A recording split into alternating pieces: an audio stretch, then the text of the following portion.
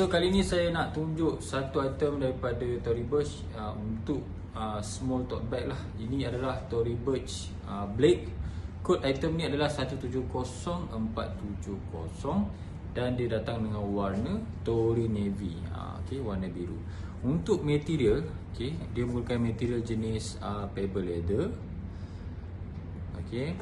Dan ada satu memang logo Tory Burch dekat depan ni, kecil je.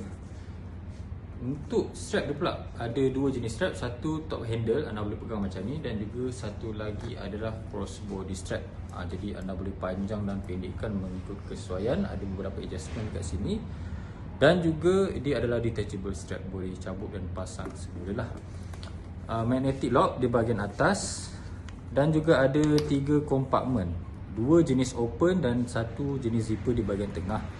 Untuk open compartment ni, bahagian dalam ni dia macam ada color lain kan. Yang ni nama color dia adalah almond flower.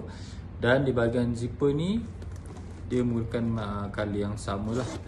Okay, kalau tengok dekat dalam ni, zipper ni pun, zipper dan juga open compartment ni dia material jenis smooth leather tau, dia bukan kain.